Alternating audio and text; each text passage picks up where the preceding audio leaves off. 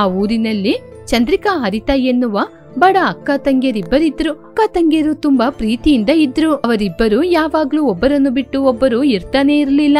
ಅದ್ರಿಂದಾನೆ ಕಳಾದ ಚಂದ್ರಿಕಾ ಹರಿತನ ಓದು ಅಂತ ಹೇಳಿದ್ರೆ ನಿನ್ನ ಬಿಟ್ಟು ಎಲ್ಲಿ ಹೋಗಿ ಓದುವುದಿಲ್ಲ ಅಂತ ಎಲ್ಲಿ ಕೂಡ ಹೋಗಿ ಓದ್ಲಿಲ್ಲ. ಹೀಗೆ ಅಕ್ಕ ತಂಗಿಯರಿಬ್ಬರು ಅದೇ ಊರಲ್ಲಿ ಕೂಲಿ ಕೆಲ್ಸಕ್ಕೆ ಹೋಗಿ ಅದರಿಂದ ಬರುವ ಹಣದಲ್ಲಿ ಅಕ್ಕ ತಂಗಿಯರಿಬ್ಬರು ಜೀವನವನ್ನು ಸಾಗಿಸ್ತಾ ಇದ್ರು. ತಂಗಿ, ಬಿಸಿಲು ಕಾಲ ಆರಂಭವಾಗಿದೆ, ನೀನು ಕೂಲಿ ಕೆಲ್ಸಕ್ಕೆ ಬರ್ಬೇಡ, ನೀನು ಮನೆಯಲ್ಲೇ ಇರು. ಅಕ್ಕ, ನಾನ್ ಕೂಡ ಅದನ್ನೇ ಹೇಳ್ತಾ ಇದ್ದೀನಿ. ಕೂಲಿ ಕೆಲ್ಸ ನಿನ್ನಿಂದ ಮಾಡಕ್ಕಾಗಲ್ಲ, ಬಿಸಿಲು ಜಾಸ್ತಿ ಆಗಿದೆ, ಅದರಿಂದ ನೀನ್ ಮನೆಯಲ್ಲೇ ಇರು. ಈ ರೀತಿ ವಿಷಯ ನಡೆಯುತ್ತೆ ಅಂತ ನನಗೆ ಮೊದ್ಲೇ ಗೊತ್ತು. ಅದರಿಂದನೇ ನಿನ್ನ ಕೂಲಿ ಕೆಲ್ಸಕ್ಕೆ ಬರ್ಬೇಡ, ಕಾಲೇಜಿಗೆ ಹೋಗಿ ಓದು ಅಂತ ನಾನ್ ಬಡ್ಕೊಂಡಿದ್ದು. ಈ ಬಿಸಿಲಲ್ಲಿ ನೀನು ಕೆಲ್ಸ ಮಾಡದೇ ಇದ್ದಿರ್ಬೋದು. ಅಯ್ಯೋ ಅಕ್ಕ, ಯಾವಾಗ ಸಮಯ ಸಿಗುತ್ತೆ ಮಾತಾಡ್ಬೇಕು ಅಂತ ಮಾತಾಡ್ತೀಯಾ? ನಾ ಹೋಗು ಹೋಗು ಅಂತ ಹೇಳಿದ್ರೆ ನಾನು ಎಲ್ಲಿಗೆ ಹೋಗೋದು? ನಾನೊಬ್ಳೆ ಓದ್ಬೇಕಾ?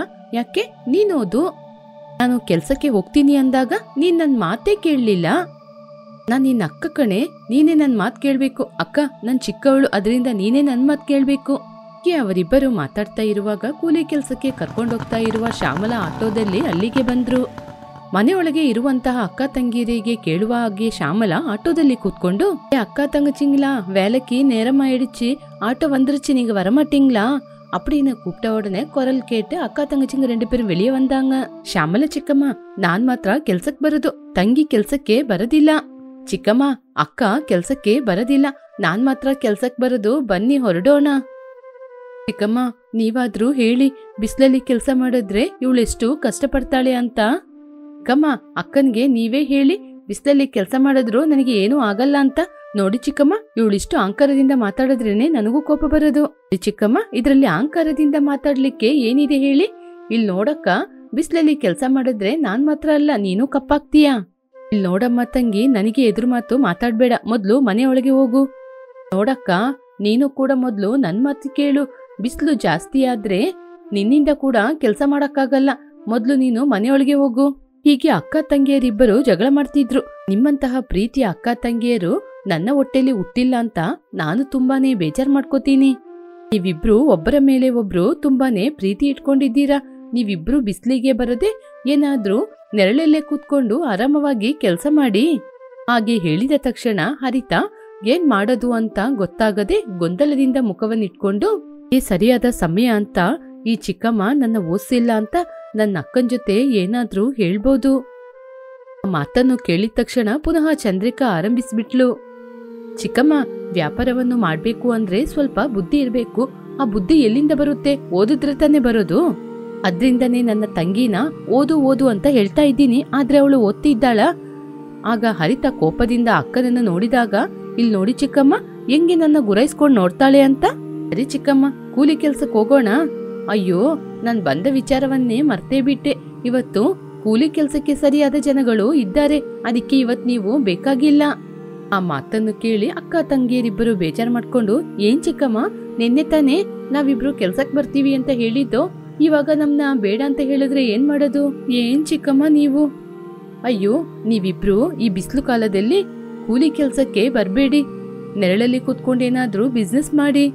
ಚಿಕ್ಕಮ್ಮ, ನೀವು ಹೇಳುವುದೇನು ಚೆನ್ನಾಗೇ ಇದೆ, ಆದ್ರೆ ಬಿಸ್ನೆಸ್ ಮಾಡ್ಲಿಕ್ಕೆ ಹಣನ ಎಲ್ಲಿಂದ ತರೋದು?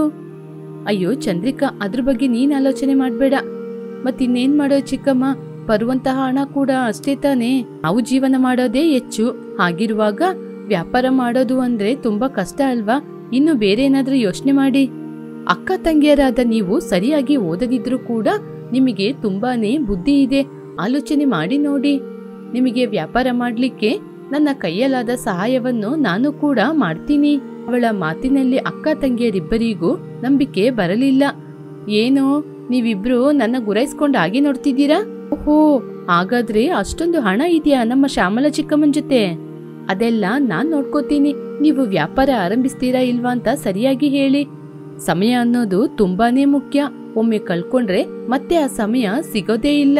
ಕಳೆದು ಹೋದ ಸಮಯವನ್ನು ಮರಳಿ ತರಲು ಸಾಧ್ಯವಿಲ್ಲ. ಅದರಿಂದ ಆದಷ್ಟು ಬೇಗ ಆಲೋಚನೆ ಮಾಡಿ ತೀರ್ಮಾನವನ್ನು ಮಾಡಿ. ಹೀಗೆ ಹೇಳಿ ಶ್ಯಾಮಲಾ ಅಲ್ಲಿಂದ ಹೊರಟ್ಲು. ಅಕ್ಕ ತಂಗಿಯರಿಬ್ಬರು ಮನೆಯಲ್ಲಿ ಮಂಚದ ಮೇಲೆ ಕೂತ್ಕೊಂಡು ಮುಂದೆ ಏನ್ ಮಾಡೋದು ಅಂತ ಆಲೋಚನೆ ಮಾಡ್ತಾ ಇದ್ರು. ತಂಗಿ, ಶ್ಯಾಮಲ ಚಿಕ್ಕಮ್ಮ ಹೇಳಿದ ಹಾಗೆ ನಾವು ಕೂಡ ಕೆಲಸ ಮಾಡಿದ್ರೆ ನಮಗೂ ಯಾವ ರೀತಿಯ ತೊಂದರೆ ಇರುವುದಿಲ್ಲ ಅಲ್ವಾ? ಹೌದಕ್ಕ, ನಾನು ಕೂಡ ಅದೇ ಆಲೋಚನೆ ಮಾಡ್ತಾ ಇದ್ದೀನಿ.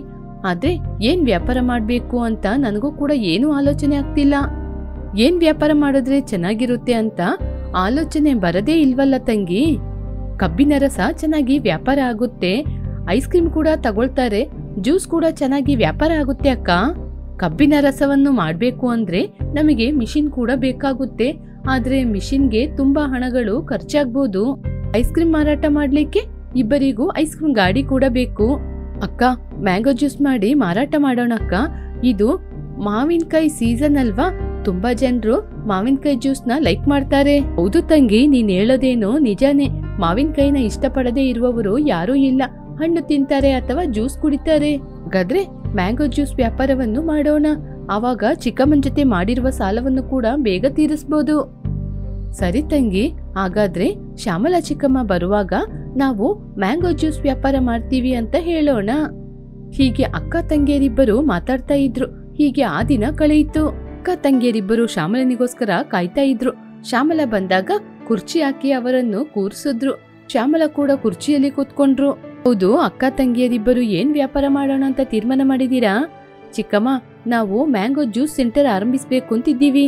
ಹರಿತಾ, ಮ್ಯಾಂಗೋ ಜ್ಯೂಸ್ ಮಾಡಿದ್ರೆ ಅದು ಚೆನ್ನಾಗಿರುತ್ತಾ? ಚಿಕ್ಕಮ್ಮ, ಇದು ಬಿಸಿಲು ಕಾಲ ಅಲ್ವಾ, ಅದರಿಂದ ಎಲ್ಲರೂ ಜ್ಯೂಸ್ ಕುಡಿಬೇಕು ಅಂತ ಆಸೆ ಪಡ್ತಾರೆ. ಚೆನ್ನಾಗಿ ವ್ಯಾಪಾರ ಆಗುತ್ತೆ. ಸರಿ, ಹಾಗಾದ್ರೆ ಇನ್ನು ಯಾಕೆ ತಡ ಮಾಡ್ತಾ ಇದ್ದೀರಾ? ವ್ಯಾಪಾರವನ್ನು ಆರಂಭಿಸಿ. ಚಿಕ್ಕಮ್ಮ, ನೀವು ಸರಿ ಅಂತ ಹೇಳಿದ್ರೆ ಮಾತ್ರನೇ ನಾವು ಜ್ಯೂಸ್ ವ್ಯಾಪಾರವನ್ನು ಆರಂಭಿಸಲು ಸಾಧ್ಯ. ಹೌದು, ಎಳ್ನೀರ್ನ ಜಾಸ್ತಿ ಜನರು ಕೂಡ ಈ ಬಿಸಿಲಲ್ಲಿ ಕುಡಿತಾರೆ. ಹಾಗಿರುವಾಗ ನೀವ್ ಯಾಕೆ ಎಳ್ನೀರ್ ವ್ಯಾಪಾರವನ್ನು ಮಾಡಬಾರ್ದಾಗಿತ್ತು? ಚಿಕ್ಕಮ್ಮ, ನಾವು ಕೂಡ ಅದೇ ಆಲೋಚನೆ ಮಾಡ್ದು. ಆದ್ರೆ ಎಳ್ನೀರ್ನ ತೆಗೆದು ಕಟ್ ಮಾಡಕ್ಕೆ ನಮ್ಮಿಂದ ಸಾಧ್ಯ ಆಗೋದಿಲ್ಲ. ನೀವು ಬೇಕಾದ್ರೆ ಕಟ್ ಮಾಡಿ ಕೊಡಿ, ನಾವು ವ್ಯಾಪಾರ ಮಾಡ್ತೀವಿ. ಚಂದ್ರಿಕಾ, ಅದೆಲ್ಲ ಗೊತ್ತಿಲ್ಲದೆ ಇರುವ ಕೆಲ್ಸ. ಆಗಿರುವಾಗ ಯಾಕೆ ಚಿಕ್ಕಮ್ಮ ನಾವು ಆ ವ್ಯಾಪಾರವನ್ನು ಆರಂಭಿಸ್ಬೇಕು?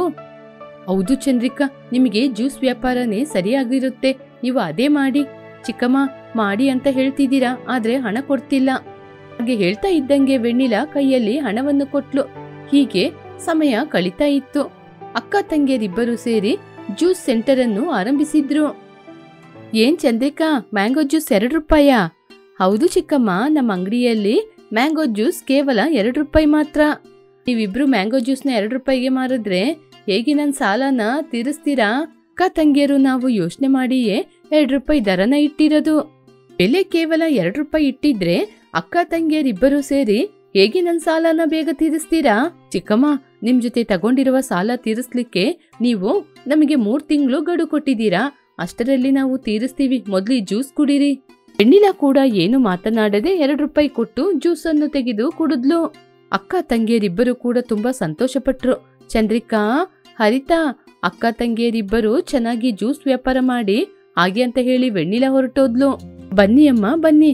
ಬನ್ನಿ ಅಯ್ಯ, ಬನ್ನಿ. ಕೇವಲ 2 ರೂಪಾಯಿ ಕೊಟ್ಟು ಮಾವಿನಕಾಯಿ ಜ್ಯೂಸ್ ಅನ್ನು ತಗೊಂಡ್ ಕುಡೀರಿ. ಹೀಗೆ ಅಕ್ಕ ತಂಗಿಯರಿಬ್ಬರು ಜ್ಯೂಸ್ ವ್ಯಾಪಾರವನ್ನು ಮಾಡ್ತಾ ಇದ್ರು.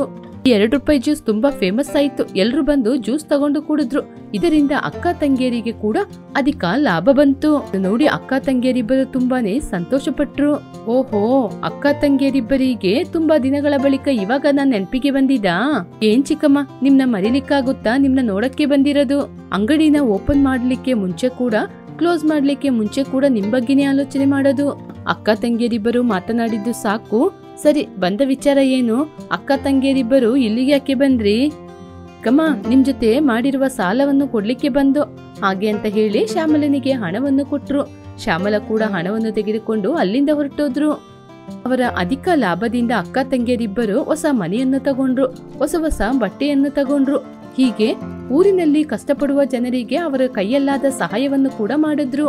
ಅಕ್ಕ ತಂಗಿಯರು ಆರಂಭಿಸಿದ ಈ 2 ರೂಪಾಯಿ ಮಾವಿನಕಾಯಿ ಜ್ಯೂಸ್ ತುಂಬಾ ಫೇಮಸ್ ಆದ ಕಾರಣ ವ್ಯಾಪಾರ ಚೆನ್ನಾಗಿ ಆಗಿ ಅಕ್ಕ ತಂಗಿಯರಿಬ್ಬರು ಕೂಡ ತುಂಬಾ ಸಂತೋಷ ಪಟ್ರು. ಇವೆ ಈ ದಿನದ ಕತೆ. ಮತ್ತೊಂದು ಒಳ್ಳೆ ಕಥೆಯೊಂದಿಗೆ ಪುನಃ ನೋಡೋಣ. ಸಮುದ್ರಗಿರಿ ಎನ್ನುವ ಗ್ರಾಮದಲ್ಲಿ ಯಾದಗಿರಿ ಎನ್ನುವ 30 ವರ್ಷದ ನೀಚನಿದ್ದ. ಹಣದ ಆಸೆ ಹಿಡಿದವನು. ಹಣಕ್ಕೋಸ್ಕರ ಏನ್ ಬೇಕಾದ್ರೂ ಕೆಟ್ಟ ಕೆಲಸ ಮಾಡುವವನು. ಅವನು ಕೊಲೆ ಮಾಡ್ಲಿಕ್ಕೆ ಕೂಡ ಅಂಜೋದಿಲ್ಲ. ಅವನು ದಾರಿಯಲ್ಲಿ ಹೋಗ್ತಾ ಇದ್ರೆ ಎಲ್ಲರೂ ಮನೆಯೊಳಗೆ ಓಡಿ ಹೋಗ್ತಾ ಇದ್ರು. ಅವನನ್ನು ನೋಡಿ ಬಾಗಿಲನ್ನು ಹಾಕೊಳ್ತಾ ಇದ್ರು. ಅಂತವನ ಬಳಿ ಸುರೇಖ ಬಂದು ಹಣವನ್ನು ಕೊಟ್ಲು. ಬಂದು ಯಾದಗಿರಿ ಹಣವನ್ನು ನೋಡಿ ಏನ್ ಮಾಡ್ಬೇಕು? ಸ್ಟ್ಯಾಂಡ್ ಹತ್ರ ಚಂದ್ರಿಕಾ ಅಂಗಡಿ ಹಾಕೊಂಡು ಚೆನ್ನಾಗಿ ಹಣ ಸಂಪಾದನೆ ಮಾಡ್ತಾ ಇದ್ದಾಳೆ. ಅದರಿಂದ ಚಂದ್ರಿಕನ ನಾನು ಅಲ್ಲಿಂದ ಓಡಿಸ್ಬೇಕು ಅಷ್ಟೇ ತಾನೇ? ಅಷ್ಟೇ. ಅವಳು ಅಲ್ಲಿಂದ ಜಾಗ ಖಾಲಿ ಮಾಡಿದ್ರೆ ಆ ಜಾಗನ ನಾನ್ ತಗೋತೀನಿ. ಮೇಲೆ ನಿನಗೂ ಕೂಡ ಬಿಸ್ನೆಸ್ ತುಂಬಾ ಚೆನ್ನಾಗಿ ನಡೆಯುತ್ತೆ ಅಲ್ವಾ? ನನಗೆ ಇವಾಗ ಈ ಹಣ ಸಾಕಾಗ್ಲಿಲ್ಲ. ಇವಾಗ ಸದ್ಯಕ್ಕೆ ಈ ಹಣ ಇಟ್ಕೊಳ್ಳಿ. ಕೆಲ್ಸ ಎಲ್ಲ ಮುಗ್ದಾದ್ಮೇಲೆ ಆಮೇಲೆ ಕೊಡ್ತೀನಿ. ಯಾದಗಿರಿ ಅಲ್ಲಿಂದ ಹೊರಟ. 22 ವರ್ಷದ ಚಂದ್ರಿಕಾ ಅಜ್ಜಿಯಾದ ಶಾರದನ್ ಜೊತೆ ಸೇರಿ ಆ ಊರಲ್ಲಿದ್ಲು. ಬಸ್ ಸ್ಟ್ಯಾಂಡ್ ಹತ್ರ ಹೂವಿನ ವ್ಯಾಪಾರವನ್ನು ಮಾಡ್ತಾ ಇದ್ರು. ಪಟ್ಟಣದಲ್ಲಿ ಕೆಲಸ ಮಾಡುವ ಅವಳ ತಂಗಿಯಾದ ಹರಿತನಿಗೆ ಒಳ್ಳೆ ಸಂಬಂಧ ನೋಡಿ ಮದ್ವೆ ಮಾಡ್ಕೊಡ್ಬೇಕು ಅಂತ ಚಂದ್ರಿಕಾ ಹಣವನ್ನು ಪ್ರತಿದಿನ ಕೂಡಿಡ್ತಾ ಇದ್ಲು. ಅವಾಗ ನೋಡಿದ್ರು ತಂಗಿ ತಂಗಿ ಅಂತ ತಂಗಿ ಬಗ್ಗೆನೆ ಆಲೋಚನೆ ಮಾಡ್ತಾ ಇರ್ತೀಯಲ್ವಾ ಚಂದ್ರಿಕಾ? ಸ್ವಲ್ಪ ಆದ್ರೂ ನಿನ್ ಬಗ್ಗೆನೆ ಆಲೋಚನೆ ಮಾಡ್ಕೊಳ್ಳೆ. ಅಯ್ಯೋ ಅಜ್ಜಿ, ನನಗೋಸ್ಕರ ಆಲೋಚನೆ ಮಾಡ್ಲಿಕ್ಕೆ ನೀವಿದ್ದೀರಲ್ವಾ? ಈ ಅಜ್ಜಿ ನಿನಗೋಸ್ಕರ ಏನ್ ಆಲೋಚನೆ ಮಾಡ್ತೀನಿ ಅಂತ ನಿನಗ್ ಗೊತ್ತಿಲ್ವಮ್ಮ? ಅಜ್ಜಿ, ನೀವು ನನ್ ಮದ್ವೆಗೋಸ್ಕರ ಏನೇನ್ ಮಾಡ್ತೀರಾ ಅಂತ ಅರ್ಥ ಮಾಡ್ಕೊಳಕ್ ಆಗದಷ್ಟು ಪೆದ್ದಿ ಅಲ್ಲ ಅಜ್ಜಿ ನಾನು. ನೀವು ಕೂಲಿ ಕೆಲ್ಸಕ್ಕೆ ಹೋಗಿ ಹಣವನ್ನು ಯಾರ್ ಜೊತೆ ಕೂಡಿ ಇಡ್ತೀರಾ ಅಂತ ನನಗೆ ಎಲ್ಲಾ ವಿಷಯನೂ ಗೊತ್ತಜ್ಜಿ. ನಿನ್ ಮದ್ವೆ ಮಾಡ್ಕೊಳಮ್ಮ. ನಿನ್ ಮದ್ವೆನ ನೋಡಿ ಕಣ್ಮುಚ್ಕೋತೀನಿ ಅಂತೀಯಾ? ನನ್ಗೆ ಇಷ್ಟ ಇಲ್ಲ ಅಜ್ಜಿ. ಅದಕ್ಕೇನೆ ಮೊದ್ಲು ನನ್ ತಂಗಿಗೆ ಮದ್ವೆ ಮಾಡ್ಬೇಕು, ಆಮೇಲೆ ನಾನ್ ಮದ್ವೆ ಮಾಡ್ಕೋಬೇಕು. ಆವಾಗ ತನಕ ನೀವು ಕಣ್ಮುಚ್ಚದೇ ಇರ್ಬೇಕು. ಅದಕ್ಕೇನೆ ನಾನು ಹಠ ಮಾಡ್ತಿರೋದು. ನಾನು ಕೂಲಿ ಕೆಲ್ಸಕ್ಕೆ ಹೋದ್ರೆ ನೀನು ಬಸ್ ಸ್ಟ್ಯಾಂಡ್ ಹತ್ರ ವ್ಯಾಪಾರ ಮಾಡ್ಕೊಂಡು ಅಲ್ಲೇ ಇರು, ಅಲ್ಲೇ ಬರ್ತೀನಿ. ಹುಷಾರಾಗಿ ಹೋಗಮ್ಮ. ಹಾಗೇಂತೇಳಿ ಶಾರದಮ್ಮ ಹೊರಟ್ರು. ಚಂದ್ರಿಕಾ ಬಸ್ ಸ್ಟ್ಯಾಂಡ್ ಅಲ್ಲಿರುವ ಹೂವಿನ ಅಂಗಡಿ ಹತ್ರ ಹೂವನ್ನು ಮಾರ್ಲಿಕ್ಕೆ ಅಂತ ಬಂದ್ಲು. ಚಂದ್ರಿಕಾ ಪಟ್ನದಲ್ಲಿ ಸಾಫ್ಟ್ವೇರ್ ಜಾಬ್ ಅನ್ನು ಮಾಡಿಕೊಂಡು ಪ್ರತಿ ತಿಂಗಳು ಅವಳಿಗೆ ಬರುವಂತಹ ಸಂಬಳದಲ್ಲಿ ತನ್ನ ಅಕ್ಕನಿಗೋಸ್ಕರ ಸ್ವಲ್ಪ ಹಣವನ್ನು ಯಾರಿಗೂ ಗೊತ್ತಿಲ್ಲದೆ ಕೂಡಿಡ್ತಾ ಇದ್ಲು. ಆ ದಿನ 3 ತಿಂಗಳಿಂದ ತನ್ನನ್ನು ಪ್ರೀತಿ ಮಾಡುವಂತಹ ಅರವಿಂದನ್ನು ನೋಡ್ಲಿಕ್ಕೆ ಬಂದ್ಲು. ಅವರಿಬ್ಬರು ಸೇರಿ ಕಾಫಿ ಶಾಪಲ್ಲಿ ಕಾಫಿಯನ್ನು ಕುಡಿದ್ರು. ಇಲ್ಲಿ ನೋಡಿ ಮಿಸ್ಟರ್ ಅರವಿಂದ್, ಹರಿತಾ ಅರವಿಂದ್. ನಾನಿನ್ನೂ ನಿಮ್ ಪ್ರೀತಿನ ಒಪ್ಕೊಂಡಿಲ್ಲ. ಅಷ್ಟು ಬೇಗ ಹೆಸರು ಕರಿಬೇಡಿ. ನನ್ನ ಪ್ರೀತಿ ಮಾಡಿದ್ರು ಮಾಡದಿದ್ರು ನನ್ನ ಹೆಸರು ಹರಿತಾ ಅರವಿಂದ್. ನನ್ನ ಹೆಸರು ಮುಂದೆ ಹರಿತನ ಹೆಸರು ಯಾವಾಗ್ಲೂ ಇರುತ್ತೆ. ನಾನು ಯಾವಾಗ್ಲೂ ಹರಿತಾ ಅರವಿಂದೇ. ಸುಮ್ನೆ ಹುಚ್ಚನ ಹಾಗೆ ಮಾತಾಡ್ಬೇಡ ಅರವಿಂದ್. ನಾನು ನಿನ್ನ ಮಾತ್ರ ಅಲ್ಲ, ಯಾವತ್ತೂ ಯಾವನನ್ನು ಕೂಡ ನಾನು ಪ್ರೀತಿ ಮಾಡೋದಿಲ್ಲ. ಆ ವಿಷಯನ ನಿನ್ಗೆ ಹೇಳಿದ್ರೆ ಯಾಕೆ ನಿನ್ಗೆ ಅರ್ಥನೇ ಆಗಲ್ಲ? ನೋಡು ಹರಿತಾ, ಪ್ರೀತಿ ಮಾಡೋದು ಮಾಡದೇ ಇರುವುದು ನಿನ್ನ ಇಷ್ಟ ಆಗಿರ್ಬೋದು. ಆದ್ರೆ ನಾನು ಯಾಕೆ ಪ್ರೀತಿ ಮಾಡಿಲ್ಲ ಅಂತ ನಾನು ಯಾವತ್ತೂ ಕೂಡ ನಿನ್ಗೆ ಹಿಂಸೆನೆ ಮಾಡೋದಿಲ್ಲ. ಆದ್ರೆ ನಾನ್ ಮಾತ್ರ ಯಾವಾಗ್ಲೂ ನಿನ್ನ ಪ್ರೀತಿ ಮಾಡ್ಕೊಂಡೇ ಇರ್ತೀನಿ. ಯಾವ ಜನ್ಮದಲ್ಲೂ ನೀನೇ ನನ್ನ ಹೆಂಡ್ತಿ. ನೀನ್ ಮಾತ್ರ ನನ್ ಗಂಡ ಆಗಲ್ಲ. ಪರವಾಗಿಲ್ಲ, ನಾನ್ ನಿನ್ ಲವ್ವರ್ ಆಗಿರ್ತೀನಿ. ಅದು ಸಿನಿಮಾದಲ್ಲಿ ಮಾತ್ರ ಡೈಲಾಗ್. ಅದು ಆ ಡೈಲಾಗ್ ಚೆನ್ನಾಗಿದೆ ಅಂತಾನೆ ಎಲ್ಲ ಆಟೋ ಹಿಂದೆ ಹಾಕೋದು. ನನಗೆ ಒಂದು ದೊಡ್ಡ ಕರ್ತವ್ಯ ಇದೆ. ನನಗ್ ಗೊತ್ತು, ಆ ಕರ್ತವ್ಯದ ಹೆಸರು ಚಂದ್ರಿಕಾ. ಹೌದು ತಾನೇ? ಆಗ ಹರಿತಾ ಆಶ್ಚರ್ಯದಿಂದ, ನನ್ನ ಅಕ್ಕನ ಹೆಸರು ನಿನಗೆಂಗ್ ಗೊತ್ತು?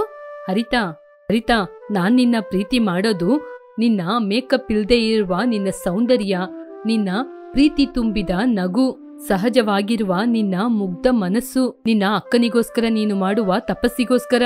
ಯಾವಾಗಿದ್ರೂ ತನ್ನ ಮೊಮ್ಮಗು ಕೈಯಿಂದ ಒಂದು ತುತ್ತು ಅನ್ನ ತಿನ್ಬೇಕು ಅಂತ ಕಾಯ್ತಾ ಇರುವ ನಿನ್ನ ಅಜ್ಜಿಗೋಸ್ಕರ. ಹಾಗಾದ್ರೆ ನನ್ ಬಗ್ಗೆ ಸಂಪೂರ್ಣವಾಗಿ ತಿಳಿದಿದೆ. ಪ್ರಕಾರ ಪ್ರೀತಿ ಮಾಡೋದು ಅಂದ್ರೆ ಹುಡುಗಿನ ಪ್ರೀತಿ ಮಾಡೋದ್ ಮಾತ್ರ ಅಲ್ಲ, ಅವಳ ಕಷ್ಟ ಸುಖ ಎಲ್ಲವನ್ನು ಪ್ರೀತಿ ಮಾಡೋದು. ಪ್ರೀತಿ ಮಾಡುವ ಹುಡುಗಿಯ ಕಣ್ಣೀರಿರ್ಬೋದು, ಇಷ್ಟ ಇರ್ಬೋದು, ಕಷ್ಟ ಇರ್ಬೋದು, ಎಲ್ಲವನ್ನು. ನಿನ್ನ ಇಷ್ಟವನ್ನೆಲ್ಲ ಪ್ರೀತಿ ಮಾಡ್ತೀನಿ, ಪ್ರೀತಿ ಮಾಡ್ತಾನೆ ಇರ್ತೀನಿ. ಆ ಮಾತು ಕೇಳಿ ಹರಿತಾ ಏನು ಮಾತನಾಡಲಿಲ್ಲ. ಹರಿತಾ ಅರವಿಂದ್ನ ನೋಡ್ಕೊಂಡೇ ಕೂತಿದ್ಲು. ಹರಿತಾ, ನಾನೊಂದು ಮಾತು ಹೇಳ್ತೀನಿ ಕೇಳು. ನೀನು ಯಾವಾಗ ಬೇಕಾದ್ರೂ ನನ್ನ ಲೈಫ್ ಪಾರ್ಟ್ನರ್ ಆಗಿ ಜಾಯಿನ್ ಆಗ್ಬೋದು. ನಿನ್ನ ಪ್ರೀತಿಗೋಸ್ಕರ ಮಾತ್ರ ಅಲ್ಲ, ನಿನ್ನ ಕಷ್ಟವನ್ನು ಎಲ್ಲವನ್ನು ನನ್ ಜೊತೆ ಹಂಚ್ಕೋಬಹುದು. ಜೊತ್ತು ನನ್ ಜೊತೆ ಮಾತಾಡಿದ್ದು ತುಂಬಾ ಸಂತೋಷ ಹರಿತಾ. I love you. ಹಾಗೆ ತಾನು ತಂದಂತಹ ಹೂವನ್ನು ಅಲ್ಲೇ ಇಟ್ಟು ಹೊರಟೋದ. ಹೀಗೆ ಹರಿತಾ ನೋಡ್ತಾ ಇದ್ದಂಗೆ ವೇಟರ್ ಬಂದು ಬಿಲ್ಲನ್ನು ಕೊಟ್ಟ. ಮೇಡಮ್, ಇಷ್ಟೊತ್ತು ನಿಮ್ ಮುಂದೆ ಕೂತಿದ್ರಲ್ವಾ, ಅವ್ರ ಜೊತೆ ಹಣ ಇಲ್ಲ, ನೀವು ಕೊಡ್ತೀರಾ ಅಂತ ಹೇಳಿ ಹೋದ್ರು ಮೇಡಮ್. ಆ ಮಾತು ಕೇಳಿ ಹರಿತನಿಗೆ ಕೋಪ ಬಂತು. ಓಹೋ, ತುಂಬಾ ಡೈಲಾಗ್ ಮಾತ್ರ ಮಾತಾಡ್ತಾರೆ, ಆದ್ರೆ ಹಣ ಮಾತ್ರ ಇಲ್ವೇ ಇಲ್ವಾ? ಕೋಪದಿಂದ ಬಿಲ್ಲನ್ನು ಕಟ್ಟಿ ಅಲ್ಲಿಂದ ಹೊರಟೋದ್ಲು. ಯಾದಗಿರಿ ಚಂದ್ರಿಕನ ಬಳಿ ಬಂದ. ಚಂದ್ರಿಕಾ ಯಾದಗಿರಿನ ನೋಡಿದ್ಲೇ ಹೊರತು ಭಯಪಡ್ಲಿಲ್ಲ. ನೋಡು ಚಂದ್ರಿಕಾ, ನಾಳೆಯಿಂದ ಇಲ್ಲಿ ನೀನು ಹೂವಿನ ಅಂಗಡಿಯನ್ನು ಹಾಕ್ಲೇಬಾರ್ದು. ಆ ಮಾತ್ನ ನೀನ್ ಹೇಳ್ಬೇಡ ಯಾದಗಿರಿ. ನನ್ನ ಹೆಸರು ಬೇರೆ ಕರಿತೀಯಾ? ನಿನ್ನ ಸಾವು ನನ್ನ ಕೈಯಲ್ಲೇ ಇದೆ. ನೀನು ಏನ್ ಬೇಕಾದ್ರೂ ಮಾಡ್ಕೊ, ನನ್ಗೇನ್ ಭಯ ಇಲ್ಲ. ಹೌದಾ, ಅದು ಹೇಗೆ ಅಂತ ನಾನ್ ನೋಡ್ತೀನಿ. ಆಗ ಯಾದಗಿರಿಗೆ ಕೋಪ ಬಂದು ಚಂದ್ರಿಕನ ಅಂಗಡಿಯನ್ನು ತಳ್ದ. ಅಷ್ಟೇ, ಚಂದ್ರಿಕಾ ಕೆಳಗೆ ಬಂದು ಬಿದ್ಲು. ಯಾದಗಿರಿ ನಗ್ತಾ ಇದ್ದ. ಚಂದ್ರಿಕಾ ಕೋಪದಿಂದ ಎದ್ದು ಯಾದಗಿರಿಯ ಕೆನ್ನೆಗೆ ಬಾರಿಸಿದ್ಲು. ಯಾದಗಿರಿಯ ಒಂದು ಹಲ್ಲು ಅವನ ಕೈಯಲ್ಲೇ ಸಿಕ್ಕಾಕೊಳ್ತು. ಅಷ್ಟೇ, ಅವನು ಚಂದ್ರಿಕನ ಒಡೆಯಲು ಕೈ ಎತ್ತಿದ. ಅಷ್ಟರಲ್ಲಿ ಚಂದ್ರಿಕನ ಅಜ್ಜಿ ಬಂದ್ರು. ನೋಡಪ್ಪ ಯಾದಗಿರಿ, ನಿನ್ ಬಗ್ಗೆ ಚಂದ್ರಿಕನ ಗೊತ್ತಿಲ್ಲ, ಅವಳು ಮಾಡಿದ್ದು ತಪ್ಪೆ, ದಯವಿಟ್ಟು ಅವಳನ್ನ ಕ್ಷಮಿಸಪ್ಪ ಹಾಗೆ ಅಂತ ತುಂಬಾನೇ ಬೇಡಿಕೊಂಡ್ರು. ಅಜ್ಜಿ, ಯಾಕೆ ಅಜ್ಜಿ ಅವನ ಜೊತೆ ಹೋಗಿ ಬೇಡ್ತಾ ಇದ್ದೀರಾ? ಸುಮ್ನಿರಿ ಅಜ್ಜಿ, ಅವ್ನು ಏನ್ ಮಾಡ್ತಾನೆ ಅಂತ ನೋಡೋಣ. ನನ್ನೇ ಅವನು ಇವನು ಅಂತೀಯ? ನನ್ನ ದುರಂಕಾರನ ಹೇಗೆ ತಗ್ಗಿಸ್ಬೇಕು ಅಂತ ನನಗೆ ಚೆನ್ನಾಗ್ ಗೊತ್ತಿದೆ. ನನ್ನಿಂದ ಏನು ಮಾಡಕ್ಕಾಗಲ್ಲ. ಯಾದಗಿರಿ ಕೋಪದಿಂದ ದೇವಸ್ಥಾನದ ಒಳಗೆ ಹೋದ. ಜೋರಾಗಿ, ಪುರೋಹಿತರೇ! ಅವನ ಧ್ವನಿಯನ್ನು ಕೇಳಿದ ತಕ್ಷಣ ಪುರೋಹಿತರು ವೇಗವಾಗಿ ಭಯದಲ್ಲಿ ಬಂದ್ರು. ಭಯದಿಂದ, ನಾನು ಏನ್ ತಪ್ಪು ಮಾಡ್ಲಿಲ್ಲ ಅಯ್ಯ, ದಿನಕ್ಕೆ 50 ರೂಪಾಯಿ ಕೇಳಿದ್ರಿ, ಕೊಡ್ತಾ ಇದ್ದೀನಲ್ವಾ, ಅದು ಬಿಟ್ರೆ ನನ್ ಜೊತೆ ಹಣ ಇಲ್ಲಯ್ಯ, ದಯವಿಟ್ಟು ನನ್ನ ಬಿಟ್ಬಿಡಿ ಅಯ್ಯ. ಪುರೋಹಿತ, ದೇವಸ್ಥಾನದ ಒಳಗೆ ಹೋಗಿ ದೇವರ ಮೇಲೆ ಇರುವ ತಾಳಿ ತಗೊಂಬ. ಆ ಚಂದ್ರಿಕನಿಗೆ ಕಟ್ಟಿ ಅವಳ ಅಹಂಕಾರನ ಇಳಿಸ್ತೀನಿ. ಅವಾಗ ಚಂದ್ರಿಕಾ ನನಗೆ ಸೇವೆ ಮಾಡ್ಕೊಂಡಿರ್ತಾಳೆ. ಹೋಗಿ ಆ ತಾಳಿ ತಗೊಂಬ. ಅಯ್ಯೋ ಬೇಡಪ್ಪ, ಅವಳು ತುಂಬಾ ಪಾಪದ ಹುಡುಗಿ, ಅವಳ ಜೀವನನ ಹಾಳು ಮಾಡ್ಬೇಡ. ಅವಳೇನೋ ಕೋಪದಲ್ಲಿ ಮಾತಾಡಿರ್ತಾಳೆ, ಪಾಪ ಆ ಹುಡುಗಿಯ ಜೀವನವನ್ನು ದಯವಿಟ್ಟು ನಾಶ ಮಾಡ್ಬೇಡ. ಇಲ್ಲ ಪುರೋಹಿತರೆ, ಅವಳೇನೋ ಪಾಪದ ಹುಡುಗಿ ಅಲ್ಲ, ದುರಂಕಾರಿ. ನನ್ ಕೆನ್ನೆಗೆ ಬಾರಿಸಿದಾಳೆ, ನೋಡಿ ಹೇಗೆ ಕೆನ್ನೆ ಕೆಂಪಾಗಿದೆ ಅಂತ. ಅವಳನ್ನ ನಾನು ಸುಮ್ನೆ ಬಿಡೋದಿಲ್ಲ. ಹೋಗಿ ತಾಳಿನ ತಗೊಂಬ, ನನ್ ಕೋಪಕ್ಕೆ ಹಾಳಾಗ್ಬೇಡ. ಪುರೋಹಿತರು ಅಲ್ಲಿಂದ ಹೊರಟೋದ್ರು. ಯಾದಗಿರಿ ಕೋಪದಿಂದ, ನಾನಂದ್ರೆ ಈ ಊರಿನವರೆಲ್ಲ ಭಯಪಡ್ತಾ ಇದ್ದಾರೆ, ಅಂಥದ್ರಲ್ಲಿ ಇವಳು ನನ್ನೇ ಹೊಡಿತಾಳಾ? ಕುತ್ತಿಗೆಗೆ ಈ ತಾಳಿನ ಕಟ್ಟಿ ಅವಳ ಕೈಯಾರೆ ನಾನು ಸೇವೆಗಳನ್ನ ಮಾಡಿಸ್ಕೋತೀನಿ. ಇದೇ ಚಂದ್ರಿಕಾ, ನಾನ್ ನಿನ್ಗೆ ಕೊಡುವಂತಹ ಜೀವನದ ಶಿಕ್ಷೆ. ಕೊಡುವ ಹಿಂಸೆನ ತಡಿಲಿಕ್ಕಾಗದೆ ನೀನೇ ನನ್ನ ಕೊಂದ್ಬಿಡು ಅಂತ ಗೆಂಜ್ತೀಯ. ಆವಾಗ ಇದೆ ನಿಜವಾದ ರಿಯಲ್ ಸ್ಟೋರಿ. ಹೀಗೆ ತುಂಬಾನೇ ಕೋಪ ಪಡ್ತಿದ್ದ. ಚಂದ್ರಿಕಾ ಸ್ವಲ್ಪ ಸಮಯದ ನಂತರ ಅವಳ ಅಂಗಡಿಯನ್ನು ಸರಿಪಡಿಸಿಕೊಂಡ್ಲು. ಯಾಕಮ್ಮ ನಿನ್ಗೆ ಇಷ್ಟೊಂದು ಕಷ್ಟ? ನಾನು ಬೇಕು ಅಂತ ಅವನ ಜೊತೆ ಜಗಳ ಮಾಡಿಲ್ಲ ಅಜ್ಜಿ, ಅವನೇ ನನ್ನ ಹತ್ರಕ್ಕೆ ಬಂದ. ಈ ಹೂ ಅಂಗಡಿಯನ್ನು ತೆಗಿಬೇಕು ಅಂತ ಹೇಳ್ದ, ನಾನು ಆಗೋದಿಲ್ಲ ಅಂತ ಹೇಳ್ದೆ. ಗಾಡಿನ ತಳ್ಳದ, ನಾನು ಬಿದ್ಬಿಟ್ಟೆ. ಅದಕ್ಕೆ ನನ್ಗೆ ಕೋಪ ಬಂದು ನಾನು ಹೊಡೆದೆ. ನಾನಾಗೆ ಬೇಡ್ಕೊಳ್ಳೋದ್ನ ಕೂಡ ಅವನು ಕಿವಿಗೆ ಹಾಕಿಕೊಳ್ದೆ ಕೋಪದಿಂದ ಇಲ್ಲಿಂದ ಹೊರಟೋದ. ಯಾಕಮ್ಮ ನಮ್ಗೆ ಈ ರೀತಿ ಆಲೋಚನೆ? ಸುಮ್ನೆ ನಮ್ಗೆ ತಲೆನೋವು ಬರದ್ ಬೇಡ, ಬಾಮ್ಮ ನಮ್ ಕೆಲ್ಸ ನಾವು ನೋಡ್ಕೊಳ್ಳೋಣ. ಅಯ್ಯೋ ಅಜ್ಜಿ, ಯಾದಗಿರಿ ಮಾತ್ರ ಅಲ್ಲ, ಇನ್ನು ಯಾವನೇ ಬಂದ್ರು ಕೂಡ ನನ್ನ ಏನು ಮಾಡಕ್ಕಾಗಲ್ಲ. ನಾನು ಇಲ್ಲೇ ಅಂಗಡಿಯಲ್ಲಿ ವ್ಯಾಪಾರ ಮಾಡೋದು, ನೀವೇನ್ ಚಿಂತೆ ಮಾಡ್ಬೇಡಿ, ಹೋಗಿ ಮನೆಗೆ. ನಾನ್ ಮಾತ್ರ ನಿನ್ನ ಬಿಟ್ಟು ಎಲ್ಲಿಗೂ ಹೋಗೋದ್ಲ, ಇಲ್ಲೇ ಇರ್ತೀನಿ. ಸುಮ್ನೆ ಯಾದಗಿರಿ ಜೊತೆ ನೀನ್ ಜಗಳ ಮಾಡೋದು ನನಗೆ ಇಷ್ಟ ಇಲ್ಲಮ್ಮ. ಹಾಗೆ ಹೇಳ್ತಾ ಇದ್ದಂಗೆ ಯಾದಗಿರಿ ಪುರೋಹಿತರನ್ನು ಕರೆದುಕೊಂಡು ಕೈಯಲ್ಲಿ ತಾಳಿ ಹಿಡ್ಕೊಂಡು ಚಂದ್ರಿಕನ ಬಳಿ ಬಂದ. ಚಂದ್ರಿಕನಿಗೂ ಅವಳ ಅಜ್ಜಿಗೂ ಆ ತಾಳಿಯನ್ನು ನೋಡಿದ ತಕ್ಷಣ ವಿಷಯವೆಲ್ಲ ಅರ್ಥವಾಯಿತು. ನೋಡಮ್ಮ, ಇಲ್ಲಿಂದ ಹೊರಟೋಗು, ಬಲವಂತವಾಗಿ ತಾಳಿ ಕಟ್ಟಕ್ಕೆ ಬಂದಿದ್ದಾನೆ. ಎಲ್ಲಿಗೆ ಓಡಿ ಹೋಯ್ತಾಳೆ ಪುರೋಹಿತರೆ? ನೀವು ಹೋಗಿ ಮಂತ್ರವನ್ನು ಹೇಳಿ ಹಾಗೆ ಅಂತ ಯಾದಗಿರಿ ಚಂದ್ರಿಕನ ಕುತ್ತಿಗೆಗೆ ತಾಳಿ ಕಟ್ಟಿದ. ಹೀಗೆ ಪುರೋಹಿತರು ಮಂತ್ರವನ್ನು ಹೇಳ್ತಾ ಇದ್ದಂಗೆ ಚಂದ್ರಿಕಾ ಬೇಡ ಬೇಡ ಅಂತ ಬೇಡಿಕೊಂಡ್ರು ಕೂಡ ಯಾದಗಿರಿ ತಾಳಿಯನ್ನು ಕಟ್ಟಿದ. ಚಂದ್ರಿಕಾ ಆ ತಾಳಿಯನ್ನು ನೋಡಿ ಕೈಯಲ್ಲಿ ಇಟ್ಕೊಂಡು ಕಣ್ಣೀರಾಗ್ತಿದ್ಲು. ಯಾದಗಿರಿ ಅಜ್ಜಿನ ನೋಡಿ, ಏನ್ ಅಜ್ಜಿ ನೋಡ್ತಾ ಇದ್ದೀರಾ? ನಿಮ್ಮ ಮೊಮ್ಮಗಳನ್ನ ನನ್ ಮನೆಗ್ ಕಳ್ಸುವ ಕೆಲ್ಸವನ್ನು ನೋಡಿ ಅಂತ ಹೇಳಿದಾಗ ಶಾರದಮ್ಮ ಅವನನ್ನು ಕೋಪದಿಂದ ನೋಡಿದ್ರು. ಸರಿಯಾದ ಅದೇ ಸಮಯಕ್ಕೆ ಸಾಫ್ಟ್ವೇರ್ ತಂಗಿ ಫೇಮಸ್ ಮ್ಯಾರೇಜ್ ಬ್ರೋಕರ್ ಅನ್ನು ನೋಡ್ಲಿಕ್ಕೆ ಬಂದಿದ್ಲು. ಮುಂದೆ ಏನ್ ನಡೀತು ಅಂತ ಬಡ ಅಕ್ಕ ತಂಗಿಯ ಮದುವೆ 2ನೇ ಭಾಗದಲ್ಲಿ ನೋಡೋಣ. ಇದುವೇ ಈ ದಿನದ ಕತೆ. Thank you for watching.